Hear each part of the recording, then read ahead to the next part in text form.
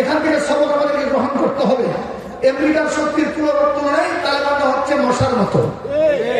আর ভাই কথা বলেন না কেন? আমেরিকার শক্তির তুলনায় তালেবানরা কি? কিন্তু তারা আল্লাহর উপর ভরসা করে লড়াই চালিয়ে যাচ্ছিলেন।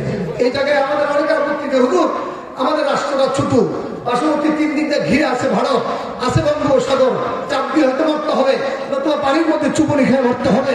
আল্লাহ মুফতি আমিন রহমাতুল্লাহ আলাইকে সাংবাদিকরা বলেছিলেন, ও মুফতি আমিন সাহেব, আপনি এখানে বসে বসে দিল্লির বিরুদ্ধে বড় বড় হুঙ্কার দেন, ভারতের বিরুদ্ধে কথা বলেন, অথচ ম্যাপে দেখা যায় আপনার ভারতের পেটের ভিতরে।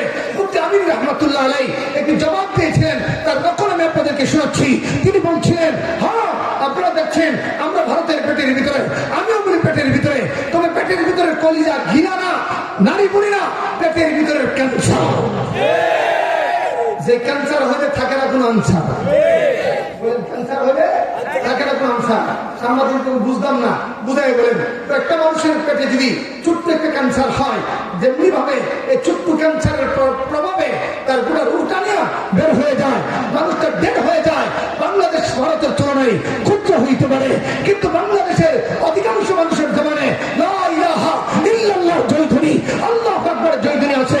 সুতরাং ভারত তার পত্রিকা নিয়ে কুপুরি শক্তি যদি ভারত